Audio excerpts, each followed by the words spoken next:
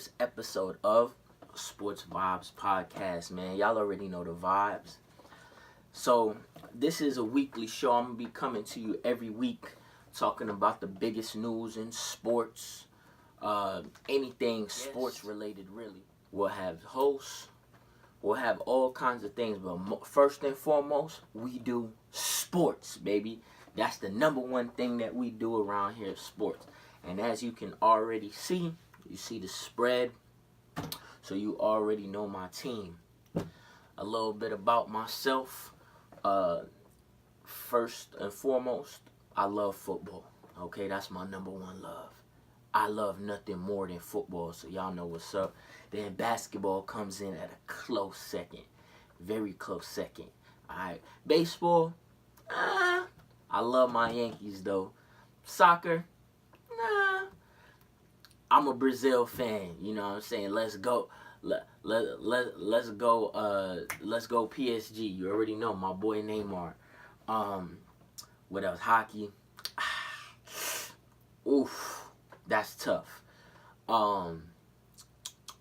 UFC, big UFC fan. Boxing, so we'll cover it. But listen, anything sports, that's what we do here at the Sports Vibe Podcast, okay? So, like I said, a little bit of background info on myself. Played a little bit of high school football. You know, I was safety, because I didn't like to get dirty, okay? I just like to chill in the back, all right? Oh, you need me to tackle somebody? All right, bet. You know what I'm saying? Okay, I'll tackle him. But, you know, little high school football, you know, didn't play in college. Never went to college, actually. I joined the Army first. And then, now I'm in college. But, hey, it is what it is. But, yeah, football was always my first love. I mean, I wish I would have took it seriously when I was younger. But, you know, it is what it is, you know. It is what it is. But let's jump right into it. So as we all know, what just happened, it is championship week, conference championship weekend, excuse me. Let me rephrase that. And you already know, we had the New Orleans Saints versus the Los Angeles Rams, okay? Great NFC matchup, honestly. If you follow me on Snapchat, Monster Big Boss, you know, shameless plug. But follow me on Snapchat. I have predicted that the Rams would go to the Super Bowl out of the NFC. Okay? I actually predicted that. I predicted that they would meet the Saints and in the NFC Championship game and go to the Super Bowl. So, with that being said, my prediction was right in the NFC. AFC, not so much. Okay? I can't be fake and fraudulent. I did pick my Jaguars, and I picked the Jaguars, and I picked the Chargers to be in the AFC Championship game. Boy, was I wrong. Boy, was I wrong. But nonetheless, two great games on today. Okay, so first we're gonna start with the Saints and the Rams. As you know, Rams won in OT with a go-ahead field goal, 26-23.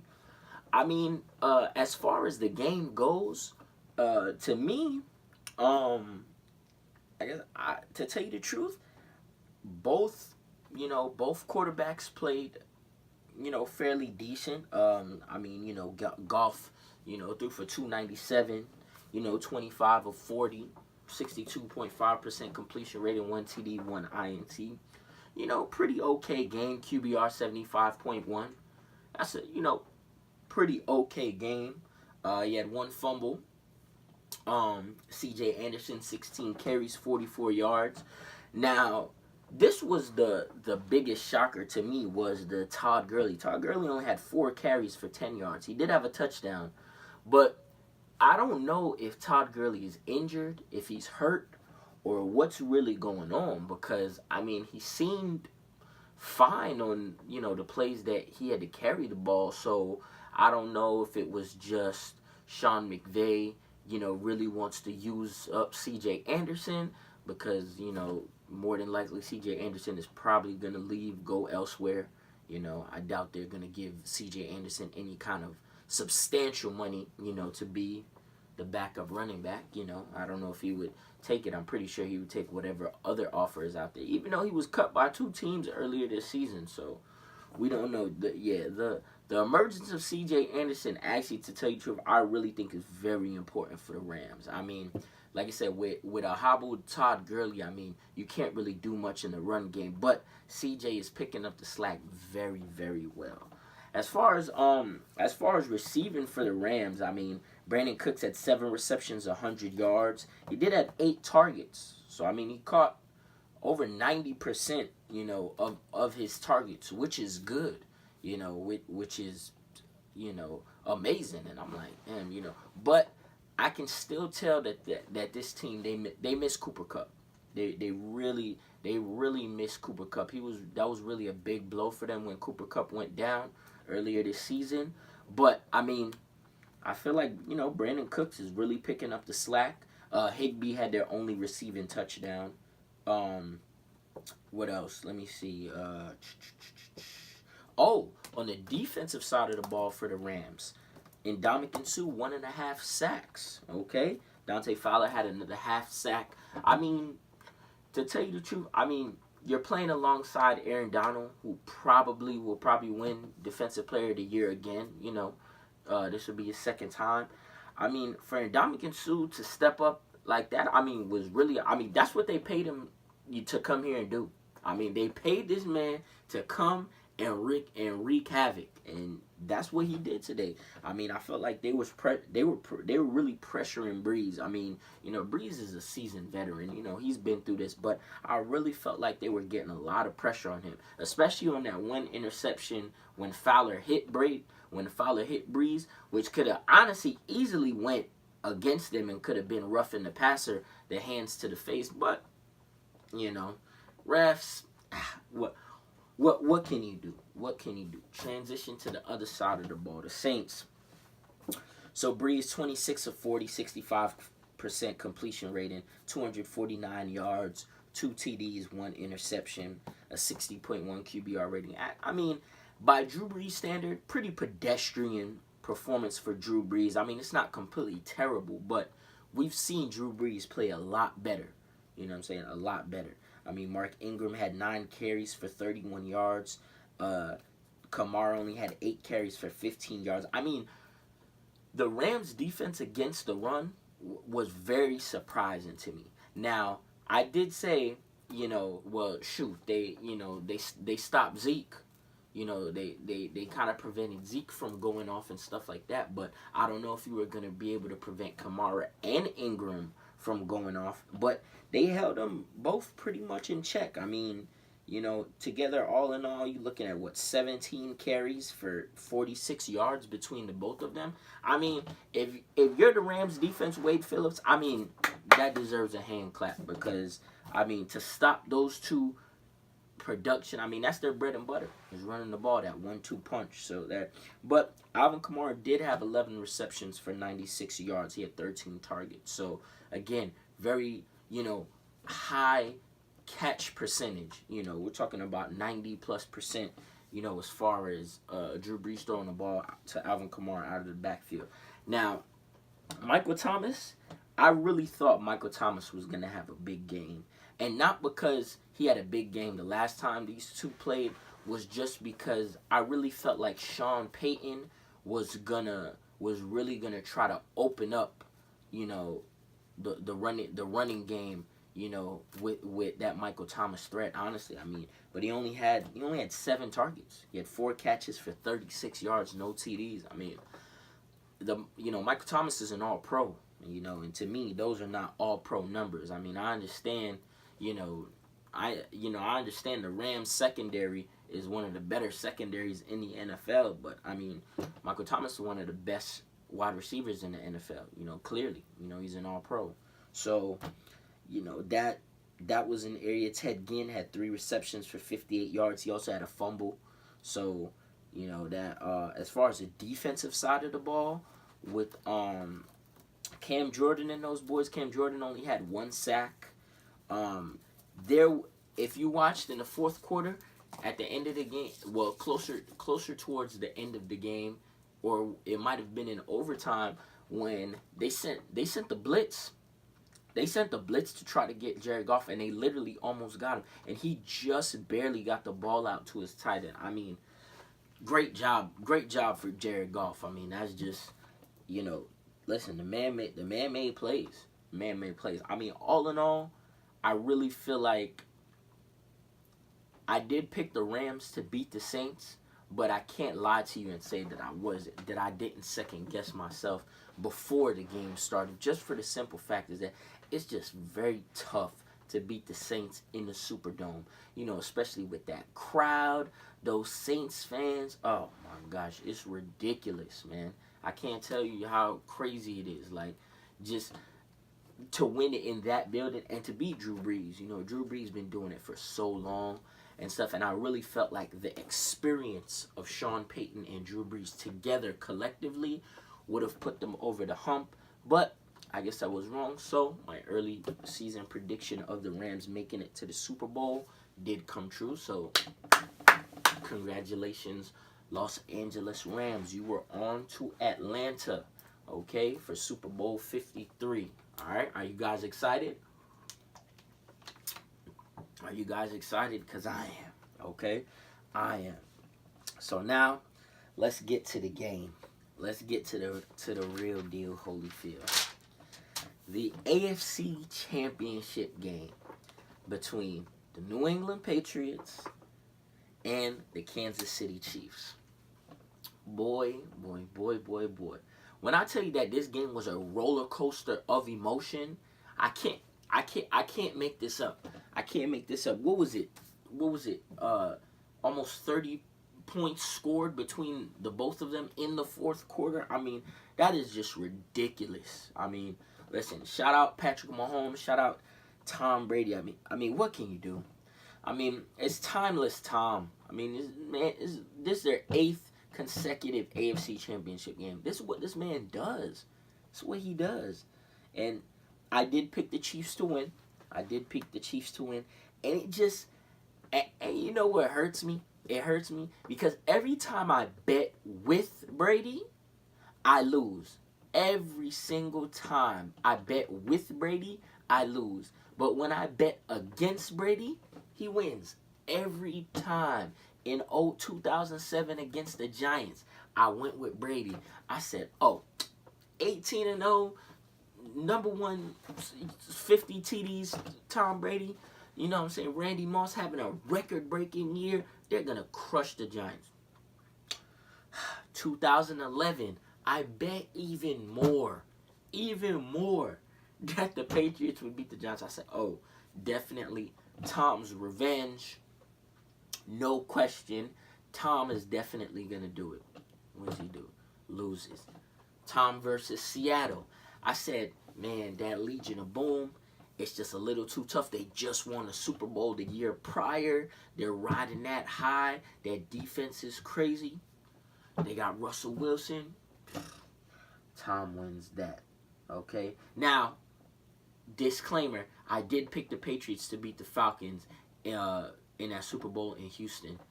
Shout out NRG Stadium. I actually worked there. I was there at the Super Bowl. So, I did pick Tom to beat the Falcons, and he did win. So, for that. But last year, of course, wanted my Jags to beat Tom, and it didn't happen, man. It's just Tom just, I mean, he's the GOAT. Now, biased opinion, if you ask me, Aaron Rodgers would be my GOAT. But I don't see how you don't give it to Brady. You have to give it to Brady. I mean, you have to. Tom Brady, 30 of 46, 65% completion rate, 1 TD, 2 interceptions. Not a great game. Not even a good game, per se, but enough. You know what I'm saying? 80.9 QBR. I mean, he did what he needed to do to win.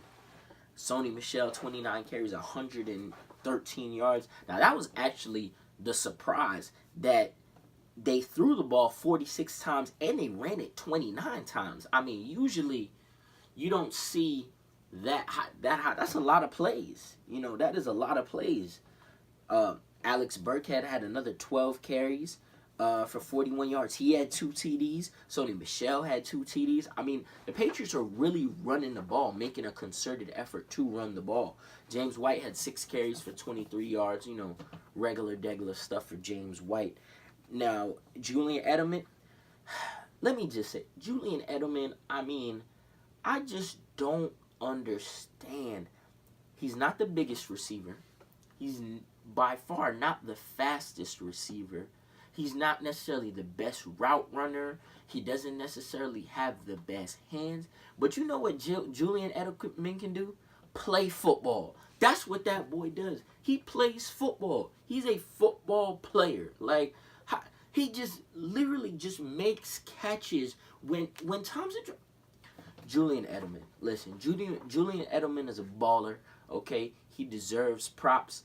And I feel like, to tell you the truth, he's a real team player. I feel like Julian Edelman could have been left, got money elsewhere, like Danny Amendola did. Danny Amendola won his couple Super Bowls and he got out of there. He got his money, went to Miami. But Julian Edelman, listen, he's tried and true. Tried and true. I mean, what can you say about Julian Edelman? 7 receptions for him, 96 yards. He had 10 targets, so 70%, catch. Now Gronk, boy, if Gronk ain't Gronk gotta be a pool shark in his pass life. Because I said, for the last couple weeks, Gronk really hasn't looked like Gronk. It looks like all the punishment over the years has taken a toll on him. His back, his knees and stuff.